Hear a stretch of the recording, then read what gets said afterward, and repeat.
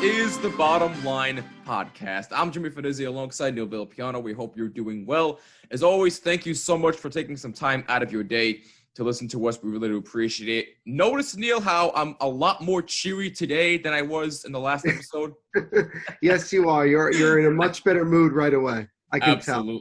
Yep, absolutely. Good. So, as always, before we get started, questions, opinions, you know the deal. Twitter, @BottomLineWMCX, @TheNVP Show, and also on Instagram, @BottomLineWMCX. Use hashtag BottomLine. Voice message on Anchor, the app, or Anchor.fm. And if you're watching on YouTube, leave a like and a comment down below. Helps out tremendously. And please do not forget to subscribe, as well as on Apple, Google, and Spotify, or wherever you listen to podcasts. Just include my first name, Jimmy, when searching for this podcast. Now, I know today's episode is not strictly sports related, but before we get started, I do have a sports related trivia question for you, Neil, and it's going to be a little bit different from standard trivia. This is going to be a little game we like to call Who Am I? Are you up for it? I am ready. All right. So, without further ado, let's get this started. So, I am Actually, I should probably explain a couple of rules first for this. So I am going to allow you to get 3 guesses. Okay. Out of the 6 clues I'm going to give you. All right? Let's do it. All right. So now we can get started. I am a former New York Giant. I was a 4th round draft pick. Okay. I am a 2-time Super Bowl champion. I am a 2-time Pro Bowler. I was voted to first team All-Pro 2 times. Okay. I had over 1,000 receiving yards. Mark Bavaro. There you go. That's it. There you go. I know where and you know what? I know. I didn't even have to finish that clue. You knew it right away. You got that from Giants Twitter. I know you did.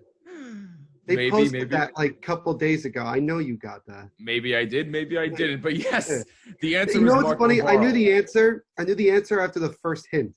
Oh. But I just wanted to wait a little bit just to see if I was, because you said 4th round pick, and I'm like, oh yeah, that's Mark Bavaro. Yeah. There's no way. Yes, Mark Bavaro. He had to be exact, he had 1,001 receiving yards in 1986, and he is also inducted into the Giants Ring of Honor, which would have been your next clue, but I didn't need to read it. You got it right away. Were you ever going to say his position or no? What's that? Were you ever going to say his position, or was that going to be too obvious? I actually was. But you actually were? Oh, okay. I actually was, but you said it before I could get there. So, well done, my friend. It is indeed Mark Bavaro. Might I add, not only one of the best Giants ever, maybe a bit underrated, because nobody really talked about how great he was. I think primarily it has to do with the same thing that people always talk about with Eli Manning, is that Mark Bavaro was not a beat your chest type of guy. He wasn't a guy that was very expressive. He's a very quiet, workmanlike player. I think that kind of was perfect for the type of position that he played, being a tight end. And obviously you nor I ever got the chance to watch him play because we were not existing at the time. But Mark Bavaro was a very, very good tight end. He kind of, really embodied the Jersey tough type of mentality, like a lot of the Giants players in the 80s and early 90s when Parcells was there. And, he was a very quiet player. He went about his business. He did what he needed to do. And, there are 2 like stories that come to mind when it comes to Mark Bavaro. One of them is when in the 86 season, they were playing the Saints at home and Mark Bavaro broke his jaw.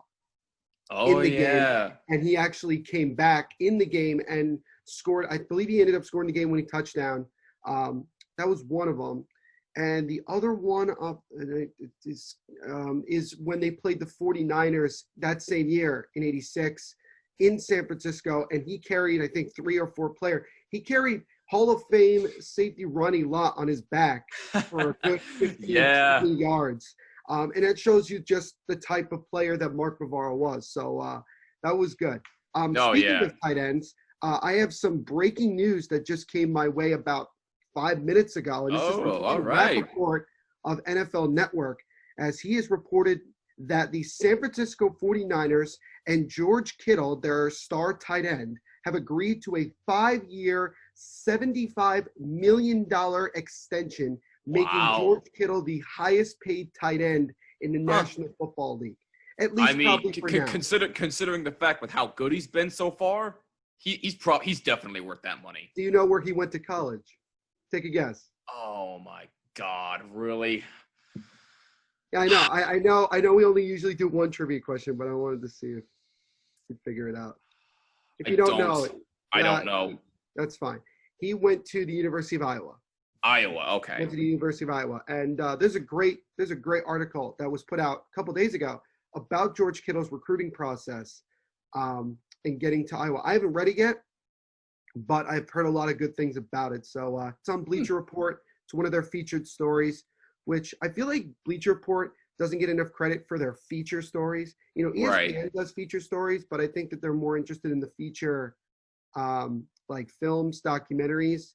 Bleacher Report is more about the feature stories, and I've read a couple of them, which are really cool.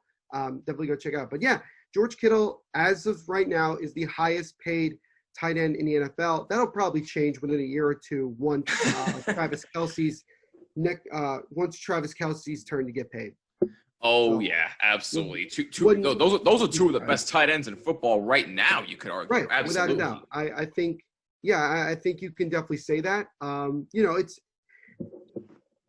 ranking tight ends is always a fascinating debate, because it's not like with the quarterbacks or running backs or even wide receivers where there's some obvious guys. You really have to think about it. You really have to look at every team. And there are some guys, like I remember when people were talking about, Evan Ingram is a top 5 tight end in the NFL, which like kind of threw me for a loop. And that's not being disrespectful to Evan Ingram. It was just, when you really thought about it, it was like, yeah, I mean, he's been one of the more productive ones in the NFL since he just can't stay healthy. Well, yeah. And then you have a guy like Eric Ebron who has been, tremendous since he got into the league, especially since he left the Lions and went to the Colts. Now he's with the Steelers. And I think that was a great move by the Steelers to go get him. But yeah, I mean, the tight end position is an interesting one. I'm sure Mark Bavaro would have loved to have gotten paid that much money back in his day. But, that's the lay of the land nowadays. And I'm, not surprised. That definitely means that, they believe in him. They want to keep him around. And we'll see what they do when it's Jimmy Garoppolo's turn to get paid. Oh, my God. Yeah, that's definitely another discussion for another day. But, hey, good for George Kittle. He definitely is deserving of that money, like I said, considering the fact how good he's been lately. But with that being said, we can get into our top 5 list for today. So this one, we're going in all directions. We're going in the sports direction. We're going arcade. We're going action. We're going RPG, whatever you want to go in. And you know where I'm going with these categories. Top 5 favorite video games of all. There is a reason that we're doing this today. Yes, there is. But we'll get into it in a little bit. But if you saw my little announcement on Twitter, you already know what it is. And if you also saw on a certain band's profile, you know where we're going. But we'll definitely mention it in a little bit for those that did not hear. So, Neil, without further ado, and by the way, full disclosure, this was not an easy list for me. It really, really wasn't, because I've played so many games as a kid, and even now, I don't play as much as I used to, but whenever I get the chance, I always have that one game I go to, my go-to that's like, you know what? Yeah. It's kind of like nostalgia, if you know what I mean. So right. And you also, I mean, we should put a disclaimer out there that this is our favorite games that we personally play. This is not. Yes. We're not trying to one up IGN and say, oh, we think that this game is the best game ever created. Right. These are our personal favorites as of right now. That we have played that we feel are our favorites that we've enjoyed, playing. Yep, as of right now. So without further ado, Neil, let's get started. I will kick things off. Top 5 favorite video games of all time, according to yours truly. Wow. Number 5 on my list, Mario Kart. Super Mario 64. I was close. Wow. You were close. You were close. I was close. You were I got close. the name right. Now, the reason why I have this so low on the list is because I do have one gripe with this game, and I've had this gripe since the first day I played it when I was like 5. It's that damn camera. I cannot tell you I never played how it, so many times. Well, you should definitely check it out, or if you can watch videos on YouTube on it. It really is a tremendous game. I think it aged very, very well for its time, even though the graphics are a bit. Even though you're criticizing it right now. Well, it's just the one gripe I have. That's why I have it at number 5 on my list. Fair enough. The camera's just a little bit. What's the word? It's a little bit wonky. Wonky. That's what I'm looking for. See, you want to say there are times when you'll try to go a certain path, and then the camera wants to go the other way and either take you off a ledge or fall through the platform. Oof. That's how much. Oof. That's how much. So the camera is abysmal in the game. But other than that, I have no other issues with the game. It has aged very, very well. It might be one of the best Nintendo 64 games of all time, in my opinion. That is how much it has aged very, very well. So Super Mario 64 is number 5 on my list of the top 5 favorite video games of all time, according to me. And by the way, if you have not played the game, and if you actually have an N64, or if you have like an emulator or something like that, please play it. You're basically talking. Except for the camera. Except for the camera. But, by the way, fun fact, I actually still have my N64 in my house. Yo, am I coming over? I never got rid of it. Wait, what? Am I coming over your house one day and playing that? Hell yeah, you can. Come on now. Cool. You know I wouldn't leave you out of that. But that's number 5 on my list, Super Mario 64. Number 4, and this is a game that we actually referenced with First to 11, Super Smash Brothers Melee. Because when I asked the question to them, favorite video game of all time, their guitarist, Matt, mentioned all the games in the Super Smash Brothers series, specifically Melee. Didn't he say he played? Didn't he say he played every single one of those games? He did. Yes, he did play all of them. Okay. He did. But he said Melee is the best one, and I happen to agree with him. It may not have the biggest roster of characters, but for its time, the graphics are great. The combat style is great. The music's fantastic. So if you have a Nintendo GameCube, please get this game. If you don't have it, what's wrong with you? It's probably like $5 now. Yeah. I mean. Yeah. So do you have anything other than Mario on your list? Or yes, I have things other than Mario on the list. I didn't realize this was top 5 Sega games of all time. I do have things other than Mario on the list. Right, Super Smash Brothers Melee, definitely one of the best Super Smash Brothers games there is out there, and still is to this day. That is number 4 on my list. Number 3 is actually a sports video game that gives me so much nostalgia. It's gonna be like Mario Sluggers or some crap like that. It's gonna be that. I'm waiting for it. Come on, say very, it. Very funny. But number 3 on my list, and I had to put this in the top 3, NHL 94 for the Sega Genesis. You played NHL 94? Hell yes! And fun fact, I still have my Sega Genesis and that game. It's buried somewhere in my house. I personally have never had the chance to play NHL 94, and I what? Well, I mean, first of all, when I started playing video games, I got like the first system we ever had was like, do you remember the gigantic PS2? You know, like not the thin one, like the big one. Yeah. Thick. That was the one that always took up a lot of space. Exactly, right, exactly. That was what I had originally. Like that was, and then I had like the PS2, Xbox 360, and then PS4. I haven't had that many opportunities to play in different systems. Usually when I go to friends' house, I've played like GameCube, which I always felt like the controller was the most comfortable. I always felt like controller-wise, it was the one where like, because of the shape of it, it felt like you locked your hands in, like you were locked and you were very comfortable. It was like putting on like a shirt that's like completely comfortable. Yeah, right. That was what it felt like. I was actually thinking the same thing. You know, if anybody's part of the Chell community, which I consider myself to be part of that because, obviously NHL is something that I play a lot. I never got the chance to play NHL 94. Now, I have played the controls, obviously. Like, Right. With the newer NHL games out there, they give you the opportunity to play with the NHL 94 controllers, but I've never actually played the game itself. And that's probably something on my bucket list that I would like to try. I can say you definitely get a feel of what NHL 94 was like, but dude, I'm telling you right now, you got to play it on the original console with the original controllers because it brings you so much. We should do a live stream of NHL 94. That would be awesome. I just gotta find wherever it is buried in my house. I gotta find it. But NHL 94, number 3 on my list. I always remember, obviously, playing the Rangers. Obviously, I always controlled one particular player, and that was Adam Graves.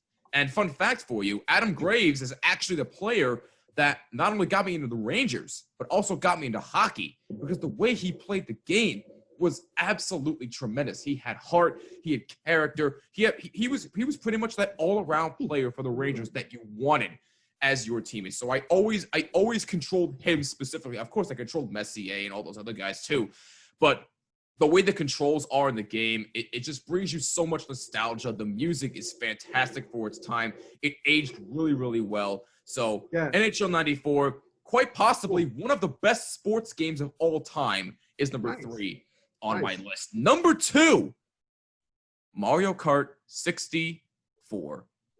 This is where it all started.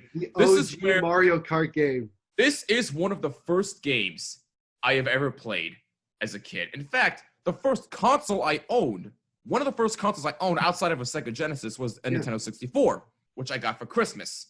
You see the reaction videos of the kids back in the 90s where you get the N64, they're screaming their heads off. That was me. And when I got Mario Kart 64, I was like, oh my God, I am not leaving my television. That's how much I played this game.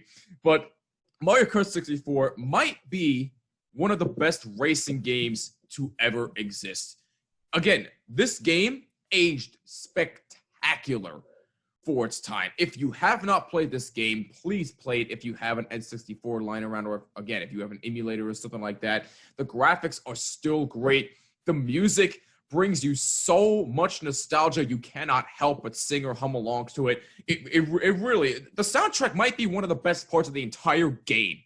That's one of the reasons why I go back to the game, and I'm sure if you play Mario Kart 64, that's one of the reasons you go back to the game as well. And of course, the voice acting for its time is still really, really superb, and there's always those classic catchphrases you love to hear from your favorite Mario characters. So Mario Kart 64, without a doubt, is number 2 on my list. Top 5 favorite video games of all time. So a quick recap here. The only other one that I would say that matches Mario Kart 64 is probably Mario Kart 8 Deluxe. Because Mario Kart 8 Deluxe, I feel like what they did was that they kind of went back to the basics. They brought back a lot of stuff you saw in 64, and they just kind of put it into a new gen type of thing. So, I mean, it's, look, it doesn't matter. Honestly, to me, it doesn't matter which Mario Kart you play because it's still the same game. Absolutely. I think personally, that's one of the series, I guess you want to call it, that they really never changed anything, and there was nothing wrong with not doing that. We have a lot of situations in the world of gaming where people complain about, a game being the same for years and years and years, and they just put something else in there to make it look new. With Mario Kart, I never felt like personally, and this is just my opinion alone, that I never felt like they needed to change anything. I just wish that they would go above 200 cc's. Like, I always wondered what would happen if they went to like 300 cc's. Like, make it really, really. That would be absolutely abysmal. The coolest thing that I thought was that I thought they had in Mario Kart 8 Deluxe is that if you went and won every single cup on 200 cc's, basically at the hardest level, if you won all the cups, I think like all 8 or all 10, you got a golden Mario, which is like literally the GOAT kart you could have in the game. Yep.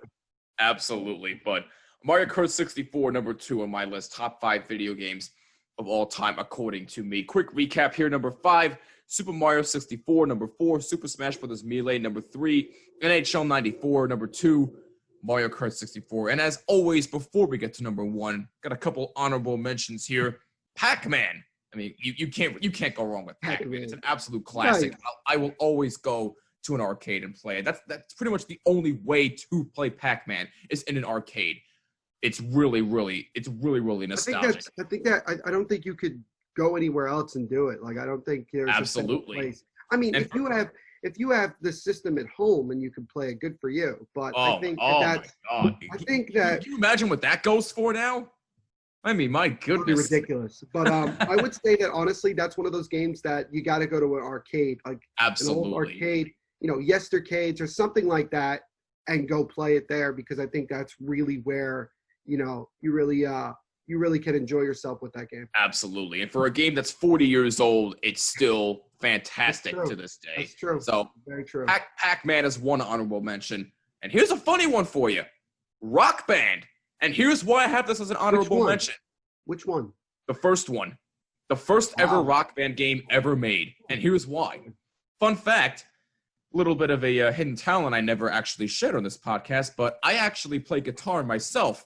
And I knew that game is I one of the personally knew reasons that. why I started to. Yep. So going back to that game just kind of brings me a lot of nostalgia for that many reasons. I've been playing guitar for actually a little over 10 years now. So So, that so game the real definitely question takes me the real question is this: are you better playing the guitar like an actual guitar, or are you better playing the guitar on Rock Band? back. Which one are you better Actual at? guitar. Actual Actual guitar. That's a good answer. I'm nervous. I'm not gonna get into that Nervous. discussion. I was a So little Rock nervous. Band, another honorable mention. The original Super Mario Brothers. I mean, where can you go wrong with that? That is also an instant classic, a 35-year-old game. You really can't go wrong with Super Mario Brothers. And then this one actually might surprise you a little bit, Neil. It's another sports game, but one you may not expect me to play. Madden.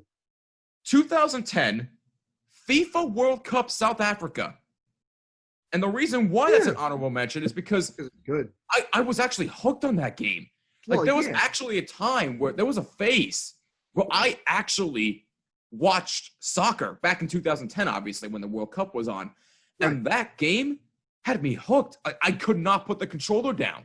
That makes a lot of sense, because I think if you ask a lot of the FIFA community, which by the way, the FIFA community, like a lot of them, are very well versed. I mean, what's more interesting about the FIFA community than others is that you have people, just like with a lot of the other non-sports games, you have people all over the world that play it. You have people all over the world, United States, Canada, the UK, other places in Europe, it's a big thing.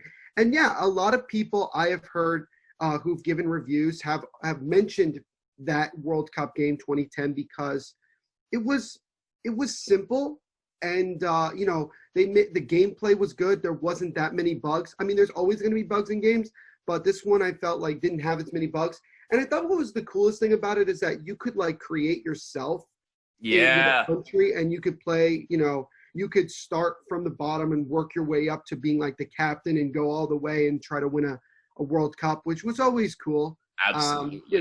So it's a very cool game. The music I thought was great. It was, I loved the music. I always enjoyed the World Cup from the standpoint of the music. Whatever country we're doing it, they always seem to have, a good, soundtrack. So I thought this was a good one, and I was, but yeah, I can see where you're coming from with picking that. That was one of the few FIFA games that didn't make people want to rage quit every 5 seconds. I can only imagine. I don't play enough FIFA to do that. But I'm sure, I mean, because EA Sports is in control, I'm sure that they do things to piss off a lot of people. Well, if this game had every single bug that every other FIFA game had, then they would probably rage quit this game too. But not me. It had very few bugs. It's a great game. Very underrated in my opinion. I could also put that in an underrated video games of all time list. It was that good for me. So that is the last honorable mention. Quick recap here before we get to number 1, top 5 favorite video games of all time. Number 5, Super Mario 64. Number 4, Super Smash Bros. Melee. Number 3, NHL 94. Number 2, Mario Kart 64. Honorable mentions, Pac-Man, Rock Band, Super Mario Brothers, and 2010 FIFA World Cup South And number 1. Africa. And number 1 is, I think it's pretty obvious for me, because it was the first video game I ever played, and this was the first console I ever owned outside of a Nintendo 64, obviously, like I said. But this was the game that got me into video games. Right. And I'm, of course, talking about the 1991 classic Sonic the Hedgehog. Sonic the Hedgehog is number one on my list. That game, and I am still a big Sonic fan to this day because of this game. That's how much this game brings back so much memories as a little kid. I still play it on virtual consoles like the Nintendo Switch, Xbox. You can get it pretty much everywhere. Yeah, I mean, Nintendo DS, for crying out loud. Do you get nostalgia from when you first open the game and you have the old Sega thing? Sega. Oh my God, you have no idea how much nostalgia that brings me. Awesome. Actually, a little fun fact for you. One of the most recent Sonic games, Sonic Mania for the Nintendo Switch, they actually had a collector's edition, and they had like a carbon copy of the Sega Genesis console, and every time you turn it on, it did that Sega logo thing. I was like, oh my God, like you got to be absolutely kidding me. So it's not just that. It's not just the music. It's not just Sonic itself. It's not just the graphics. It's just the game itself in general brings back so many memories as a little kid, and it still does to this day. I still play it to this day, and I have no shame in saying that whatsoever. Sonic the Hedgehog is number one on my top 5 favorite video games of all time. Now, with that being said, Neil, the floor is yours. Well, thank you as always, Jimmy. So, yeah, I mean, I'm probably going to have a few more sports games because, quite frankly, that's basically what I play. You know, and I've had people say to me left and right, like, oh, why don't you play something other than that? And it's like, it just doesn't interest me as much. And, you know, it's like with everything else. Like, if you're not interested, don't force yourself to do it. Like, don't like I said, any direction you want to go with this list, you can go. And I mean, you're older than me, so you played a lot of games that I never knew about or never had the chance. And again, like I had mentioned before, I didn't have that many gaming consoles back in the day. I never had a DS. I never had a PSP when that was out for a while. I never had one of those. I never had a Nintendo, I never had one of those, you know, Nintendo things that everybody used to have when I was in like elementary school. I never had that. So my whole thing with gaming is more or less limited. So, I mean, so we'll jump in with number 5, which is actually not a sports game. It's one of the first non-sports games I ever played, and it's the original Kingdom Hearts back in 2000. Oh my God, yes. First and only Kingdom Hearts game I ever had and or played.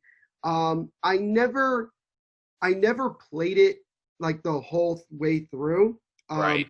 Our good friend Steve has, you know, he's like without a doubt like the biggest Kingdom Hearts fan. He definitely has a problem. Fun fact: a year and change ago, he took me to New York City to go see a Kingdom Hearts Symphony concert. Yes, I went with him to that, and I thought that was really cool because, you know, you're listening to the music, but then also if you look up, they were showing the cut scenes from every single game, starting from the first one all the way up to this. And I mean, you're talking about a Kingdom Hearts franchise that has literally started back in 2002, and 18 years later, it's still going. And that was really cool. I thought it was also cool that the creator of the game, she was actually there and spoke, which I thought was cool too. Nice. But yeah, I played the 2002 version. It was cool because, again, for a little kid like myself who was used to seeing Disney characters and everything like that, that was like it. That was the Disney game, theoretically. I love Disney. And it was very cool. I kind of wish, you know, I still had it. I mean, that would probably be one of the franchises that I would play that's not sports related, because I'm a big fan of cartoon, I guess, adventure story mode games. So that was probably one of them that I played. So yeah, I would, you know, Kingdom Hearts 2002. So literally, I mean, there's no other like name under it. It was just literally Kingdom Hearts, because at that time there was nothing else to say. But now they have like Kingdom Hearts Remix 1 through 5. So now they have a situation where you can buy the game and it has the first 5 games in it, and you can just do it that way, which I think is pretty cool that they do that. But yeah, number 5 would be Kingdom Hearts. Number 4 would be a game that they actually just brought back They kind of redid it for the newer consoles, I guess you want to say, was SpongeBob SquarePants Battle for Bikini Bottom. Oh my When I was a kid, and I played the whole Are game. you kidding me right now? I played the whole game 3 or 4 times. Oh my goodness. I won't lie, SpongeBob SquarePants is my favorite cartoon that I watched when I was a kid. Same here. I still watch it from time to time. I mean, I don't think you're a 90s kid if you don't still watch it. Exactly. But when that game came out, that was the first, big time SpongeBob game that they came out with until they brought the SpongeBob SquarePants movie video game a couple years later. But right. This game was really, really exciting. It was fun. You get to use these characters. There was so much going on. There was, you're playing a story mode. There was so many things that you had to do, so many crazy, things. It was literally like watching a full, 3-hour movie. Obviously, you can't play the whole game in one day. I mean, right. It's just impossible. Unless you really if you were I'm going to start at 6 a.m. and play till I stop, the chances of you playing the whole game in one setting is very, very slim. Very slim, but it was a lot of fun. It was enjoyable. You got to, they actually used the real voice characters in the game itself. So it was a big time thing. And it's a game that is great. I don't really know if, I know that the game they just brought back, I forgot the name that they called it. It was they used some sort of watery term to replenish or whatever the hell they called it, something ridiculous. But they did bring it back. And I don't know if it's exactly the same game. I know the graphics look a lot different, newer, because obviously it's the thing. But, if I could get the original game on the PS4, I would play that in a heartbeat. I'm sure I could find it if I look around. But that was actually one of those games that I really, really loved playing, nice. On a day-to-day basis. It was something that I enjoyed. So Kingdom Hearts number 5, the original Kingdom Hearts. SpongeBob SquarePants Battle for Bikini Bottom was number 4. Number 3. So now I think you're going to start seeing me get into some of the NHL, Go ahead. NHL, but some of the sports games that I played in the day. So the first one I have is NBA 2K6. So you got to go back when Shaq, I think, was the cover athlete. Okay. This was before the NBA 2K series really, really took off, with everything that you see now, the My Career, the My Park, the detailed franchise modes, everything like that. 2K was still kind of, doing things. They had NBA 2K. They had NHL 2K. They had MLB 2K. Out of all of them, NBA 2K is the only one that stayed on because they did a phenomenal job with that.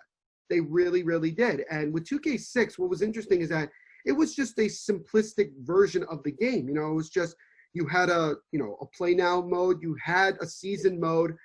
They didn't have a career mode at that time, but obviously 3 or 4 years later, they started doing that. But they also had a thing that I thought was cool. There was one of the first times they brought in the NBA Street scenario where you could go and you could play against NBA players, and you could do that. And I think if my memory serves me correct, there was a story mode-ish type of thing where you basically could collect older NBA players and legends, and you would go up against them in the park, in different in different places, and you play in those places like Rucker Park and things like that.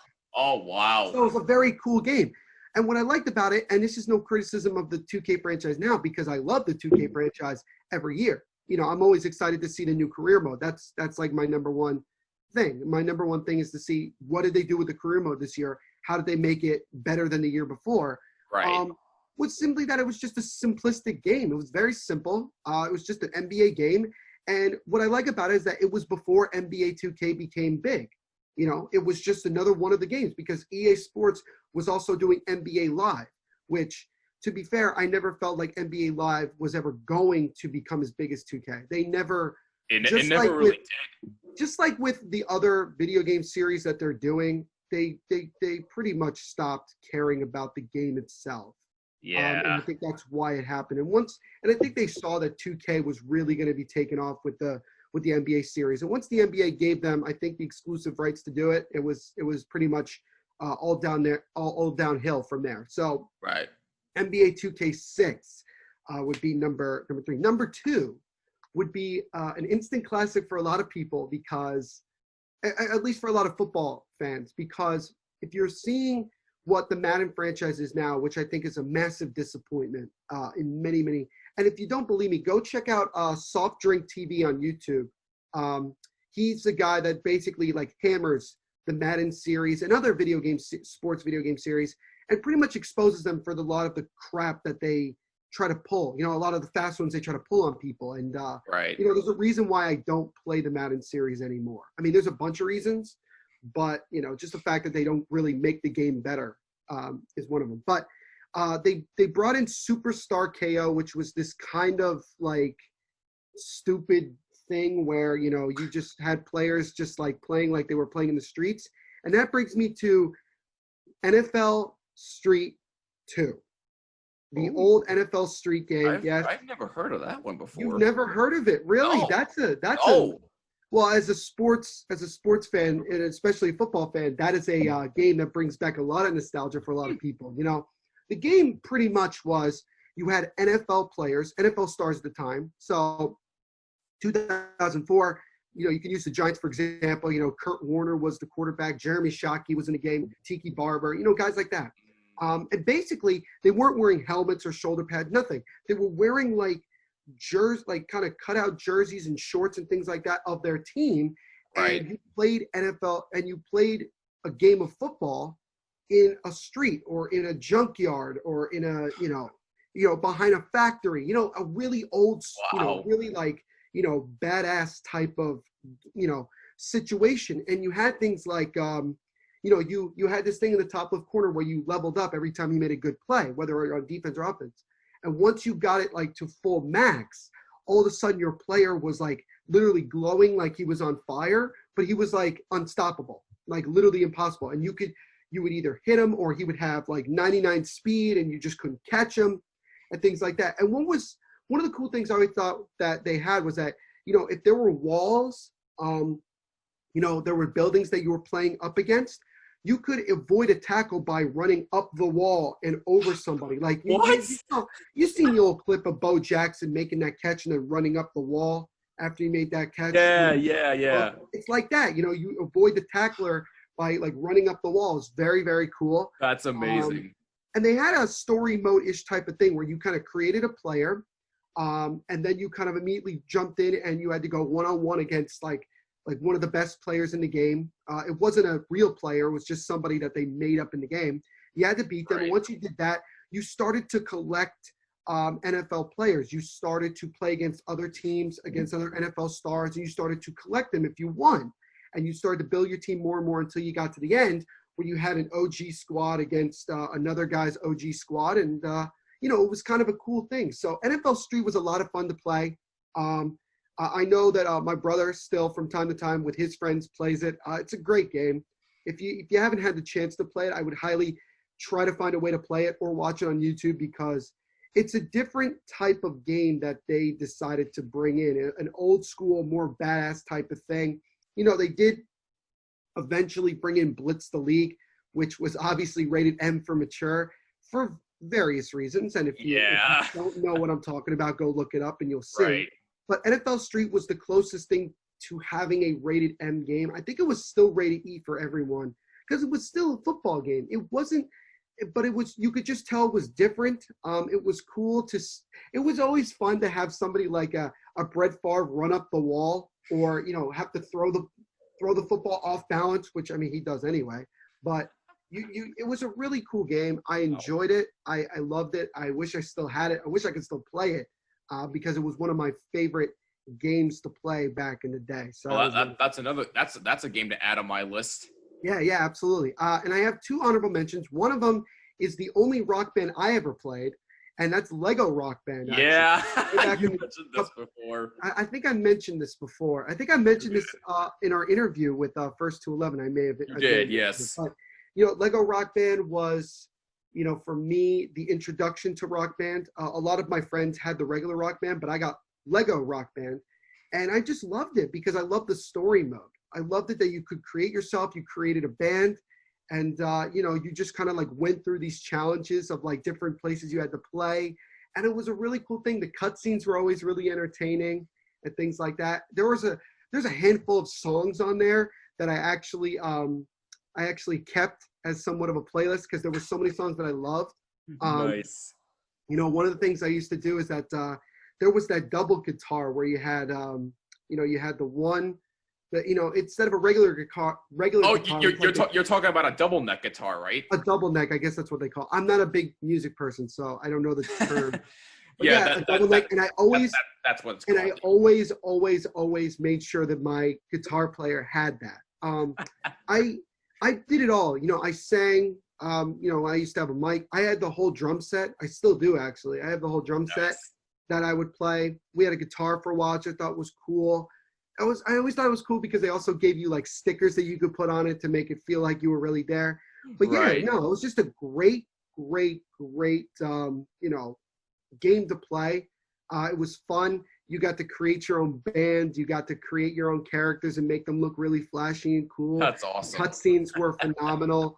It was just a very big nostalgic game for me back in the day. So that was definitely a game that I miss. I'm sure. I mean, I could still play it if I found it. If I got everything hooked up, I could still probably play it. But yeah, it was a really cool game. Now, the other honorable mention I have is probably, in my opinion, the best Madden game ever invented, in my opinion, which was Madden 2008, which had Vince Young on the cover. I love that game.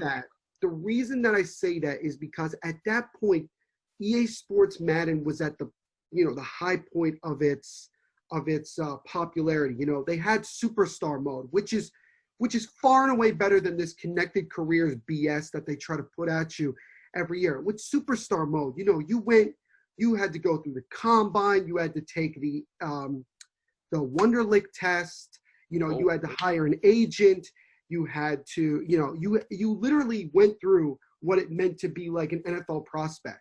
And what was also cool about the game is that they had a thing compatible with the NCAA football games, where if you played the Road to Glory mode on NCAA football, you could then take that player, download him into the same Madden game. So like if you played NCAA football 08, you could then download that player from NCAA 08 and play him on Madden 08. Instead of having to create a player from scratch, you just did that. I remember that, yeah. If you did really well in college, you already had this maxed out like player.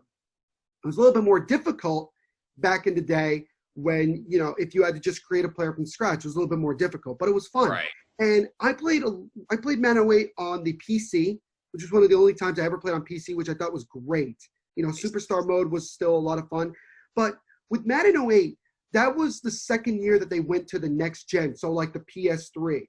The PS3 is Right. when that was kind of coming out. 07 was the first year that they kind of did it. 08 was the year where they really, really started to, really enhance themselves with the newer generation console. Right. And there were two things that there was one thing in particular that I loved about it, is that you obviously had to create a profile for yourself, but you had to complete all these guidelines because guess what? They had a thing where if you were able to complete all the goals that they gave you, you could get yourself your own personalized Madden ring from Jocelyn. Really? Justin's, who makes the Super Bowl rings. You could actually get your own Madden ring if you completed That I did. all That the I tasks. didn't know. Wow. It was a very, very cool thing. Obviously, I never got close because it's it's one of those things you have to like grind for a long, long time to get. But it was a very cool thing to do. It didn't matter if you played it on the PS3 or the Xbox 360 or even PC. You enjoyed it from start to finish. It was a great game. The graphics were solid in my opinion. And that was, I think, the last really good Madden. The last, really, really good Madden. I agree. I think I can arguably say it was the greatest Madden ever invented. And there's a lot of them, but I think when you really look at it, it probably gave people the fewest amount of headaches, I would say. That's just me. True. Now, so those are my honorable mentions. Again, my top 5 list, and I feel like I already forgot, but Kingdom Hearts at number 5. SpongeBob SquarePants Battle for Bikini Bottom. Why am I losing number 3? 4. No, sorry. SpongeBob SquarePants Battle for Bikini 3. Bottom. 3 you had NBA 2K6. Right. 3 was NBA 2K6. 2 was NFL Street. NFL Street. And then my honorable mentions I just mentioned. This is ironic. I remember your list more than you. I'm not a big video game, so guys, so this is a little bit more difficult for me. I'm sorry. But number I'm only one, kidding. right? But number one, without a doubt, is probably the greatest football game ever invented. And I am not the only one to say that because a lot of people agree with me. And that is ESPN NFL 2K5. Yes. ESPN NFL Yes. 2K5 is the greatest football game ever invented. And I'm not just saying that in my own opinion. I know that there are thousands of people out there who played that game that agree 110% because of multiple reasons. Number one, the graphics were great. The gameplay was solid. You had this really cool thing where you had a crib, basically. Like you had this like MTV Welcome to My Crib like thing where you collected different items. You got calls from celebrities like Funkmaster Flex where you had to go and play against his created team. You could create a team yourself and just put all the best players on it and play it. You know, franchise mode was really detailed. You had like team meetings. You had game planning. You had so much detail. Celebrating the NFL that year, and basically what they did was they had all these old moments. So like the Heidi Bowl, the catch, you know, the Immaculate Reception, things like that. And you actually got to go into the game itself and replay those moments and try to recreate them, and you would get things like that. It was a great game. You know, like I said, the graphics were over there, and the number one thing that people always try to remind people of about what made that game great was the presentation itself. You were watching games on ESPN, but guess what? They had a pre-game, halftime, and post-game with Chris Berman, and he was right there. You could see him. He was like the digital Chris Berman who would actually go through the highlights of, you know, the game you're playing or maybe some other games that are going around the league. It was like watching ESPN football. It was like watching football on ESPN like you would normally do. It was like that. The presentation was phenomenal. And it's unfortunate that after that year, well, not really after that year, but a couple of years down the road, you know, EA Sports got the exclusive rights to NFL simulation football games. But what's good is that the NFL is holding back on that for right now and giving other companies an opportunity to make a game, an NFL game. They can't make it full simulation because, again, EA Sports owns the rights. But at the same time, it's still a positive thing because I think for people, we want to see something like ESPN NFL 2K5 come back. We love that game. You know, I certainly have tried to find it to play on my Xbox because I still have it. I don't think you could play it on PS4, but if you guys haven't had the opportunity to, and you do get the opportunity to play it, please do, because you'll understand really quick why that game was so much better than most of the Madden games you see even today. It's just a phenomenal game. Nobody cared about Ultimate Team. Nobody had to pay any extra, you know, virtual money to keep playing. You just bought the game, you played it, you loved it, and it was just great. It was just great from the time it came out to the time it was over, and I absolutely loved it. I missed the game. I've watched people play it. But yeah, that's ESPN NFL 2K5 is my number one all-time favorite video game that I played.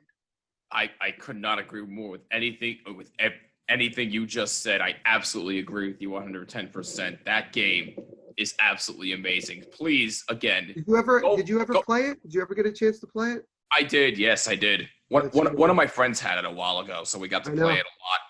If you still have it, God bless you. If you still have it, you still play it, God bless you. Because I know, you know, again, Soft Drink TV, I think that's his name on YouTube. He still has the game and he still plays it. Like he's live streamed on YouTube a couple weeks ago, him just playing. He's like, I literally just go play those games because those games are the ones that were good. Right. You know, and that's the thing. And honestly, if you ever get a chance to play any of the NCAA games that EA Sports made, please go, because obviously we haven't had one since 2012 when the NCAA had a fit about the whole thing with, you know, player licensing, which is fine. But now that obviously college athletes are going to start getting, you know, certain money for promotions and things like that, you know, I'm hoping that maybe EA Sports or somebody could come up and really kind of convince. I mean, you're seeing some college type of things in the Madden games, but I want to see more. I think we all want to see more.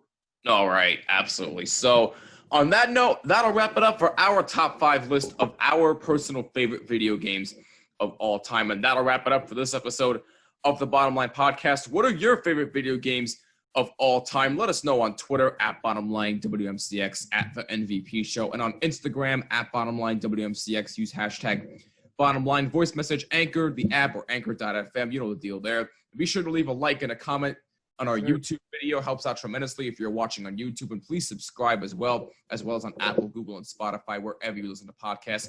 Just include my first name, Jimmy, when searching for this podcast. Actually, before we wrap things up, there was a reason that we did this particular list.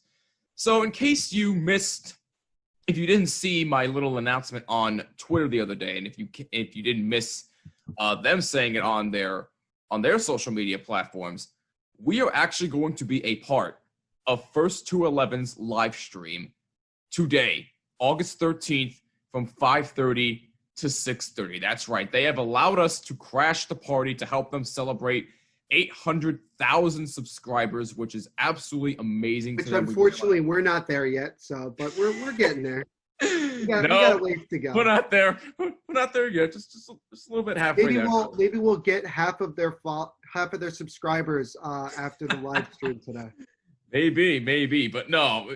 In all seriousness, we can't thank them enough for allowing us to be it's gonna be fun. A part of this opportunity. It really does mean a lot to us, and I feel like we've developed a really, really good friendship with them. Yeah, I agree, and I think we're gonna be playing Mario Kart. I think. Yes, we are. We are. Not just that. They'll also be doing live acoustic songs as well, so that'll be fun.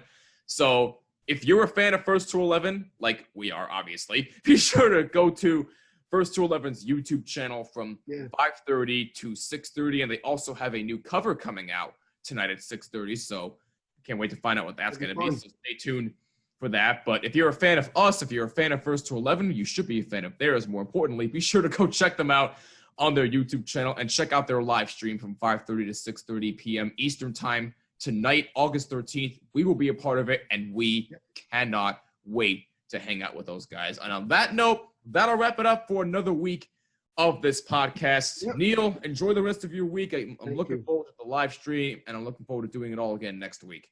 Thank you. Same here, my friend.